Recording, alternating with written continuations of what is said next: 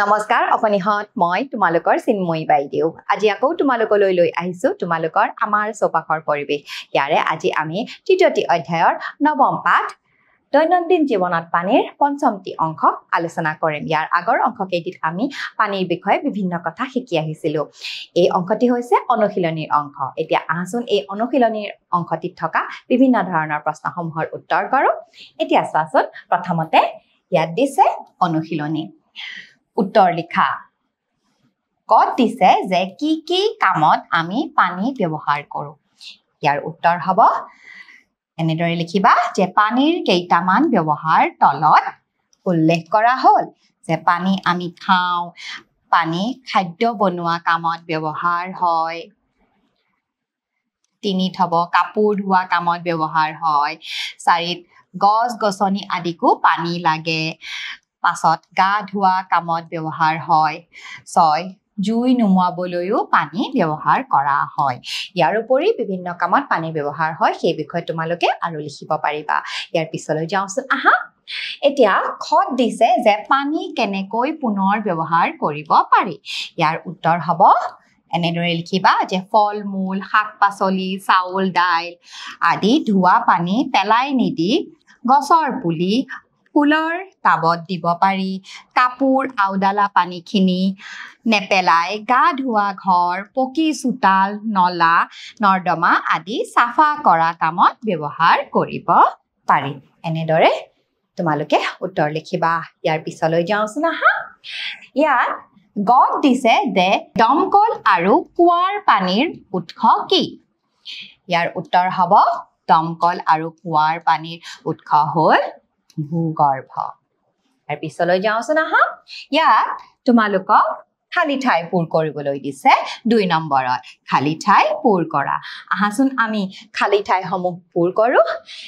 কত দিছে যে পানীক জীৱৰ ডেশ বুলি কোৱা হয় এতিয়া পানীক জীৱৰ কি বুলি কোৱা হয় বাৰু কোৱাচোন তোমালোকে হয় পানীক জীৱৰ প্ৰাণ বুলি কোৱা হয় এনেদৰে লিখিবা ইয়াৰ পিছলৈ যাওঁচোন আহা খত দিছে যে পানী উতলালে ডেশ হয় পানী উতলালে কি হয় বাৰু খালী ঠাইত হ'ব পানী উতলালে ভাপ হয় তোমালোকে এনেদৰে লিখিবা এতিয়া গত দিছে যে খোৱা পানী বিশুদ্ধ আৰু ডেশ হ'ব লাগে খোৱা পানী বিশুদ্ধ আৰু কি হ'ব লাগে বাৰু কি লিখিবা খালী ঠাই বিশুদ্ধ আৰু বীজাণুমুক্ত হ'ব লাগে গতিকে তোমালোকে এনেদৰে খালী ঠাইত লিখিবা ইয়াৰ পিছত ঘত দিছে যে খোৱা পানীৰ উৎসৰ চাৰিওকাষ ডেশ হ'ব লাগে এতিয়া খোৱা পানীৰ উৎসৰ চাৰিওকাষ কেনে হ'ব লাগে বাৰু খালী ঠাইত লিখিবা যে শুকান আৰু পৰিষ্কাৰ হ'ব লাগে গতিকে এনেদৰে তোমালোকে খালী ঠাইসমূহ পূৰ কৰিবা ইয়াৰ পিছলৈ যাওঁচোন আহা ইয়াত তোমালোকক 3 নম্বৰত দিছে যে শুদ্ধ উত্তৰটো বাছি উলিয়াই ৰাইট চিন দিয়া এতিয়া ইয়াত উত্তৰ দিয়া আছে দুটাকৈ এতিয়া সেই দুয়োটা উত্তৰৰ ভিতৰত কোনটো উত্তৰ শুদ্ধ হ'ব সেইটো আমি বিচাৰি উলিয়াই চিন দিব লাগে আহাচোন দিও প্ৰথমতে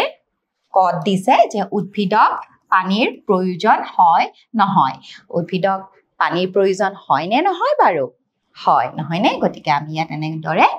ৰাইট চিন দিম ইয়াৰ পিছত খত দিছে যে সকলো পানী সেৱন কৰাৰ বাবে উপযোগী হয় নহয় সকলো পানী সেৱন কৰাৰ বাবে উপযোগী হয়নে বাৰু নহয় হয়নে গতিকে আমি এই নহয়টোত চিন দিম ইয়াৰ পিছত গত দিছে যে খোৱা পানী পৰিষ্কাৰ পাত্ৰত ৰাখি ঢাকি থব লাগে নালাগে এতিয়া তোমালোকে কোৱাচোন খোৱা পানী পৰিষ্কাৰ পাত্ৰত ৰাখি ঢাকি থব লাগে নে বাৰু হয় লাগে গতিকে আমি ইয়াত এনেদৰে চিন দিম ঘত দিছে যে এবাৰ ব্যৱহাৰ কৰা পানী পুনৰ ব্যৱহাৰ কৰিব পাৰি নে নোৱাৰি বাৰু হয় পাৰি এবাৰ ব্যৱহাৰ কৰা পানী আমি পুনৰ ব্যৱহাৰ কৰিব পাৰো ইয়াৰ পিছলৈ যাওঁচোন আহা এতিয়া ইয়াত 4 নম্বৰত দিছে যে পানী দূষিত নোহোৱাকৈ ৰাখিব পৰা দুটা উপায় উল্লেখ কৰা আহাচোন আমি দুটা উপায় লিখো উত্তৰত লিখিবা যে পানী দূষিত নোহোৱাকৈ ৰাখিব পৰা দুটা উপায় হ'ল যে খোৱা পানীৰ উৎসৰ চাৰিওকাষ শুকান আৰু পৰিষ্কাৰ হ'ব লাগে 2 হ'ব পুখুৰীত গা ধোৱা বাচন বৰ্তন বা কাপোৰ ধোৱা গৰু ম'হক গা ধোৱা আদি কাৰ্য কৰিব নালাগে গতিকে এই প্ৰশ্নটোৰ উত্তৰ তোমালোকে এনেদৰে লিখিবা গতিকে মৰমৰ অকনিহঁত এই প্ৰশ্নৰ উত্তৰৰ লগে লগে তোমালোকৰ অনুশীলনীৰ এই অংশটিও ইমানতে অন্ত পৰিল ইয়াৰ লগে লগে গোটেই পাঠটিও তোমালোকৰ অন্ত পৰিল আশা কৰিছো এই পাঠটিত তোমালোকক যিখিনি শিকালো সকলোখিনি তোমালোকে ভালদৰে বুজি পাইছা গতিকে পৰৱৰ্তী পাঠ লৈ পুনৰবাৰ তোমালোকৰ লগত উপস্থিত হ'ম আজিৰ কাৰণে আহিছো নমস্কাৰ